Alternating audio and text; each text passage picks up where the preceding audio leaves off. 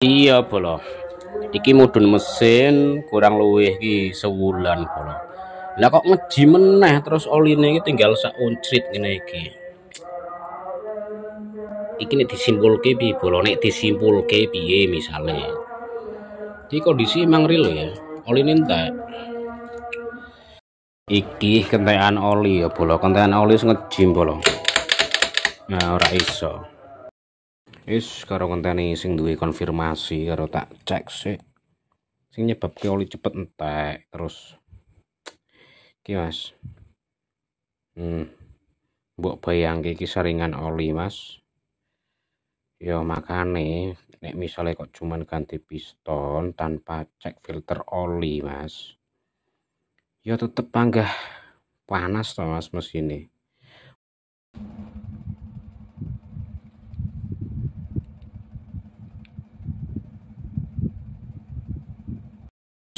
Wis intine tak upaya kelek. Tak reko iki, tak rekondisikan wis. Tapi masalah awet ora ya. Jo tekok.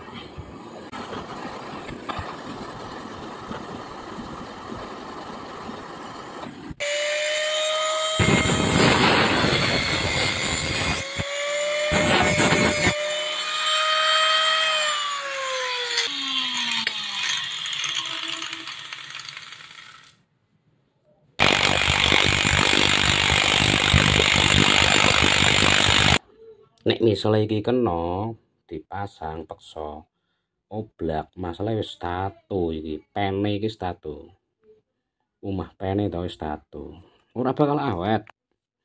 Nah makanya ngupayake iso tapi jebol aku delok iki Mas. Ngene sampean ora oleh dibongkar mesinnya ya bunuh diri ganti piston. Iki delok iki lho, iki jalur oline mampet. Nah makanya misalnya ganti piston iku ora kuat suwe perkorone iki lho jalur oline iki lah iki opo ya gini iki. Nah iki lho, jadi misalnya kok ganti piston iki ini ora dibuka ya percuma Mas. Nah iki lho, iki jadi ning aku tak peksa gelem ora gelem tak belah mesin tengah tak resiki. Nah ngono kuwi ora gelem neh wedi karung model ya gini iki.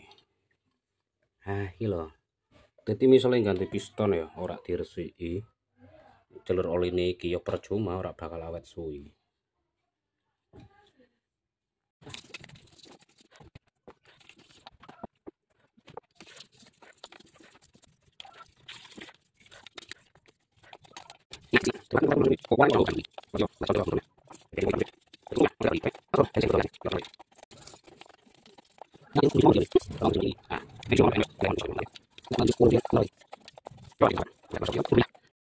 Nah iki titik penentu iki Mas.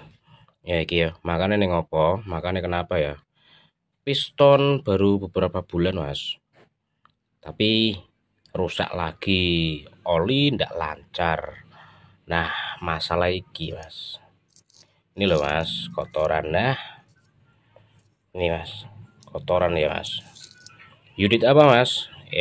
Mbok pikiran dewe Mas. Yamaha Mas. Nah murah mahal itu tergantung dari sistem penanganan. Kalau cuman ganti piston tanpa ngecek mesin tengah ya bunuh diri Mas. Ganti piston 1 bulan ya percuma. Nah ini Mas kotorannya banyak banget. Misalnya kok cuma diganti piston lagi tidak diperbaiki sini Mas ya percuma Mas, buang-buang duit ya 500.000 1 bulan rusak lagi. Nanti yang disalahkan spare partnya ndak original lain sebagainya, padahal jenengan sing ndak paham tentang jalur oli itu loh. Nah jadinya seperti ini setelah dibersihkan Mas jalur oli ya, mangkok oli lah khususnya karena ini kan punya Yamaha Mio Sporty Mas. Nah wajib Mas kalau bagian mangkok oli itu ya wajib dibersihkan sebenarnya. terus cek di poros big end, mangkok oli, lain sebagainya gitu. Pastikan keras, kondisi steril, bersih, dijamin jos. Nah iki bolo, iki senine belah mesin, entah itu unit matic maupun non matic ya bolo. Intinya apa? Wajib membersihkan di bagian jalur sirkulasi oli bolo. Nah, setelah semua dibersihkan seperti ini, terus cek jalur sirkulasi oli. Pastikan itu tidak ada kotoran yang mampet atau kotoran yang tertinggal di bagian lubang sirkulasi. Itu wajib mas. Ketika ganti piston, ganti stang, itu wajib ngecek pada bagian jalur sirkulasi oli. Tidak ada toleransi dan tidak ada tawar menawar kalau jenengan pengen garapan jenengan unitnya itu awet gitu loh. Ih, ngeri banget, kotor banget. Nah,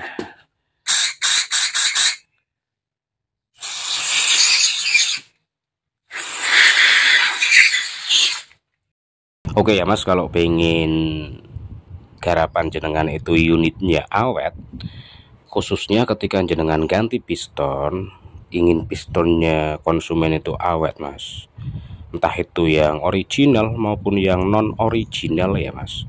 Yang pertama itu pastikan di bagian sirkulasi jalur oli mas, mulai dari inputnya, kemudian outputnya, kemudian cabang outputnya itu wajib dibersihkan. Kalau matic itu wajib mengecek di bagian mangkok oli mas, karena kalau matic contohnya ini punya Yamaha Mio ya, itu ada mangkok oli di sini mas, walaupun di sini itu ada percabangan oli yang input ke sini, tapi ini wajib mas dibersihkan. Dari mangkok olinya ini biasanya di bagian dalamnya ini mas banyak kotoran. Intinya apa? Cek secara teliti, secara benar-benar paham jalur sirkulasi mulai dari input sampai outputnya, kemudian penampungannya. Ini kan mangkok ini sebagai penampung. Nah, kalau misalkan input oli lancar kemudian outputnya di sini ada hambatan atau penyumbatan kotoran, mau ganti piston mas, mau original mahal lain sebagainya, ada bakal awet gitu. Jadi yang menentukan itu mas, ini mas, ketika ini mengalami penyumbatan, tidak usah lama-lama mas. Ketika jenengan intrayen langsung gaspol, pasti gancet. Ketika cuman intrayen saran biasa jalan di bawah 60 ya paling kekuatan itu di angka 6 bulan seperti itu. Intinya jalur oli semua itu wajib, jalur oli wajib steril, wajib dicek mulai dari input, output, kemudian bagian penampungan mangkok oli. Nah makanya mungkin salah satu nih punya jenengan misalnya habis turun mesin ganti piston kok selang beberapa bulan kok kasar lagi, ngetek lagi, ngeklek lagi, piston rusak lagi, kemungkinan besar itu dari pola mekanik yang tidak paham tentang jalur sirkulasi oli mulai dari input, output, kemudian penampungannya. Kalau matic, kalau non matic beda lagi, ada versi lagi, ada oil jet lain sebagainya. Berhubung ini belum oil jet, sebenarnya semi ya ini, tapi masih mengandalkan bagian mangkok oli yang outputnya dari pompa oli ke sini mas. Itu jadi jangan nyalahkan tukang kolter dulu mas. Kalau jenengan misalkan sebagai mekanik tidak paham jalur oli, jangan nyalahkan tukang kolter. Kemudian misalkan jenengan konsumen kok motornya rusak terus, jangan nyalahkan tukang kolter juga, salahkan mekanik yang menangani sebelumnya. Wes mening ya. Wes mening. Tinggal finishing sidik kayak gini.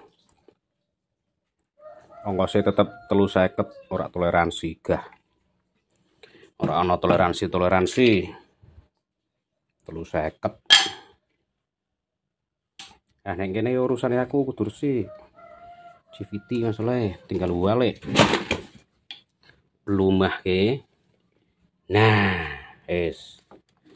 ono ganti piston ora gelem belah. Alasane ongkos larang, wedi narife. Pak maju kapan oke. Ora kabeh wong duwe duit ora urusane aku, ora duwe duit didual undane nggo ragat. Wis ngono wae gampang. mikir angel nih. Aku nggarap mesin ya Mas, nek nggarap mesin aku tetep tak kerja guys secara secara maksimal. Nah contohnya iki Mas, iki nek misalnya kok ora tak resiki kotorane ya Mas, terus kayak kok bearingnya juga tak ganti. Nek cuman perkara makanya aku sering bolak-balik ngomong, nek perkara cuman ganti piston tanpa ngecek steril kebersihan internal ya met sewu unit jenengan ora bakal awet. Wis tak pasti kayak ngono, ora bakal awet. Sampai sampeyan nak ngomong wah ya aku awet kok puluhan tahun kuwi wekmu. Tapi aku ora percaya. Nah, iki sampai detail niki nek Yamaha memang rada rekoso ngresikane. Nek Yamaha ya, khusus Yamaha memang rada rekoso. Nek Honda memang mudah ngresikane. Nah, iki wis lumayan. Nek bagian eksternal sih urusannya aku. Ki urusane sing duwe lah, cuman kan rada taruh sithik aku be ora jijik masange.